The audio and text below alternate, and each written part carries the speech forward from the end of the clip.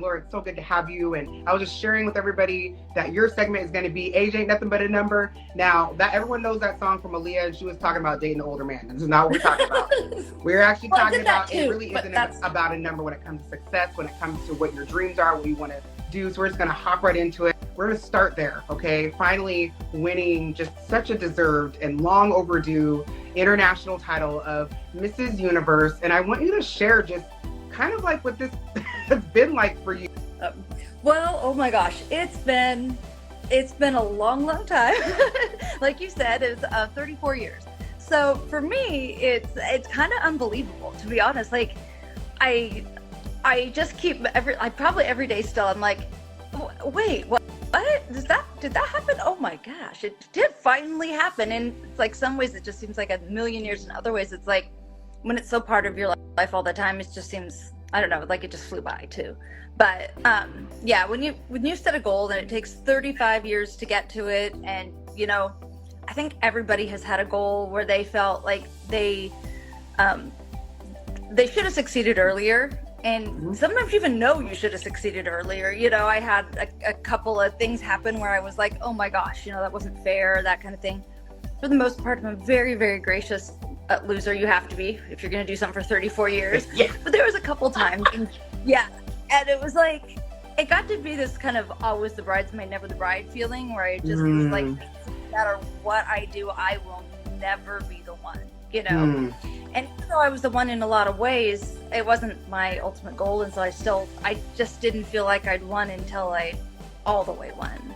So for me, it's just, you know, it's just a huge like bow on top of the gift that was pageantry my whole life. And, you know, I really am so excited and grateful to everybody who helped me along the way. And, you know, of course, in particular to the system and the director, Shelley, and it's just been amazing. In the beginning, I was, you know, I did my very first pageant just before I turned 18.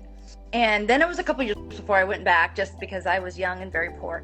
But at first, I would say very first, I was like, this is fine, whatever, you know, I don't care. And then after that, once I lost something that was bigger, then I was like, this is stupid. This is stupid. I hate pageants. This is dumb. I'm an idiot. Why am I here? And something switched in my head, and I was like, I don't like that in me, you know? And so I made myself a promise that I would only quit when I won. And it didn't have to be like all the way won, just won anything. So every time I won a pageant, I'd be like, do I want to quit? And then of course I said no. You know, I'm a step closer right now.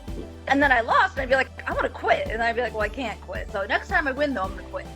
But then I would win, right? You know, because that was the next time I could ask myself about it. And so that kept me going more than anything, was just keeping a promise to myself that I would not allow myself to quit because of loss, that I had to quit for a good reason. And the only reason to know if it was a good reason is because I won, and I still wanted to. And so that really kept me going. That more than anything. But as far as how well I took the losses, that was an evolution. I wasn't a good loser for a while, you know, for quite a while. I always found an excuse why it was somebody else's fault. There was always something, you know, whether or not I told anybody, in my head, it was someone else's fault. And then when I started coaching people, I, you know, had to have a come to Jesus talk with all those people and say to them, this is your fault. This is up to you. It's no one else's fault, you know, and if you didn't win, it's still no one else's fault. Even if you did your best and you were the best, it's still no one else's fault. You cannot control the universe and other people's opinions, and that's fair. You have to find a way to show them in, you know, minutes who you have been for decades. It's hard, and it's not always going to work, and you just have to keep going. Hold on, that's going to preach right there. Because here's the thing, when people are trying to pursue opportunities, because they know what they've been doing for decades, they expect the decision makers and the people in front of them that they're presenting whatever it is they're trying to do is supposed to receive it the same way. And that is so powerful. Maybe I need to do some self-reflection there, and one, be realistic. And two, understand that there's a lot of people vying for that few minutes for that opportunity. And now you are the owner of this internationally recognized cosmetic line and the actual creator of magnetic lashes. Like, seriously, like eyeliner. how, and that, my bad. Yes, correct me, girl. Well, it's kind of the same thing. It's hard to say to people, just don't give up.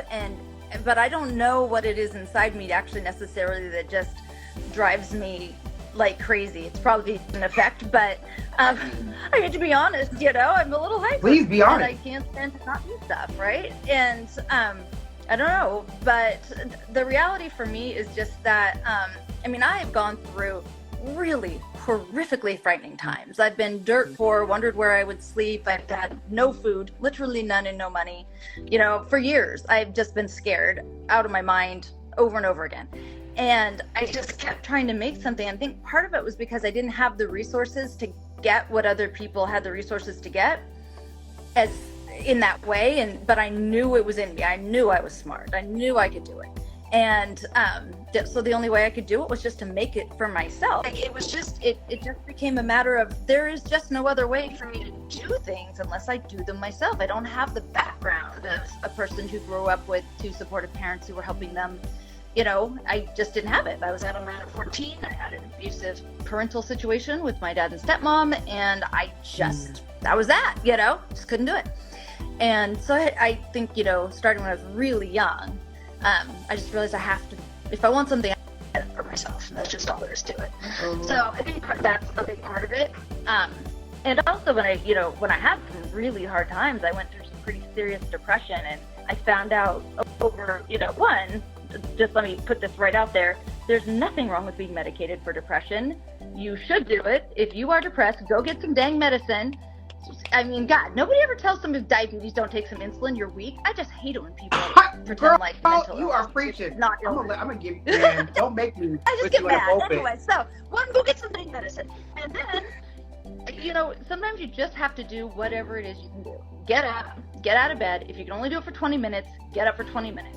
Just do it. And then next time, maybe you can do it for 25, or next time it's 15. It doesn't matter. Just get up. Do what you can. And when I was inventing, a product that's now sold $400 million worldwide, that number's correct. $400 million worth of that product has been sold in this world.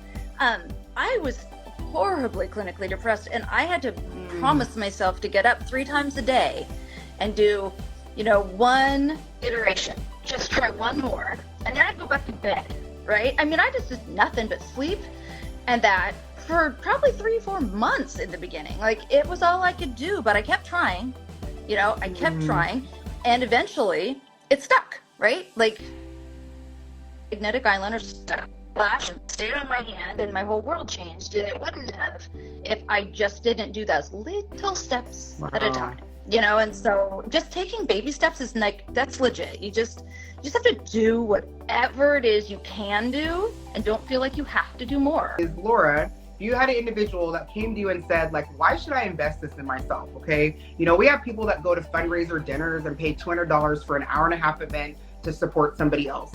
This is a 2-day, full day, beginning to end, parties included, swag bags, food, all of that. It's, $400 total for them to invest in themselves for basically 22 hours. What would you say to a person who feels like, I don't know if I'm worth that? What would you share about that?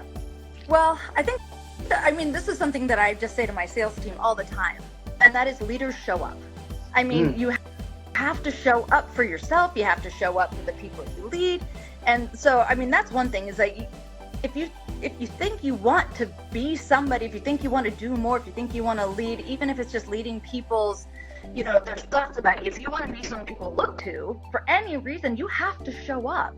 So that's one big reason. But, and you're right, I spend $200 every 5 minutes of the day in the grocery store, and that is definitely not going to change my life. So, really budget wise, this is not for anybody, this is not going to kill you. It's 2 tanks of gas now. Come on. Thank you again so much for your time, Mrs. Universe. And you guys will be seeing her in February. Make sure that you register before the end of the year at advocacyqueen.org/CYE. Until next Sunday at 7 o'clock. Bye, guys.